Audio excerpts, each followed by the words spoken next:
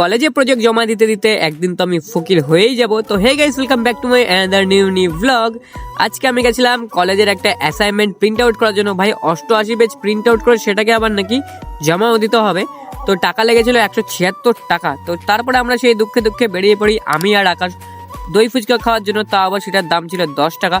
তো কাকার দোকান আমরা পাইনি, তারপরে চলে গেলাম কাকার বাড়িতে। কাকার বাড়িতে চলে গিয়ে দেখছি কাকা সুন্দর করে এখানে ফুচকা বানাচ্ছে। আর এখানে জল ফুচকা, দই ফুচকা, সব রকম ফুচকা পাওয়া যায়। আর এখানে দিয়ে দিল আমাদের 10 টাকা দই ফুচকা। 10 টাকা 4 পিস দই ফুচকা দিয়েছে এই দুগুলের মধ্যে। তো তারপরে দই ফুচকাটা কমপ্লিট করে আমি চলে আসি আমার পুরনো কাজের জায়গা, যেখানে আমি প্রায় 1 বছর কাজ করেছিলাম।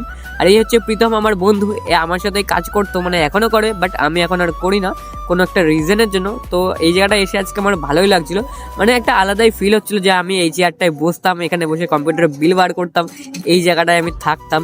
তো এগুলো দেখে আর কি আমি একটু বেশি ইমোশনাল হয়ে পড়ি। তো ভাই আমি এখন ইমোশনাল থেকে নর্মাল মানুষে বের হই। আর তোমরা আরো মিনি ব্লগ দেখতে গেলে সাবস্ক্রাইব করো।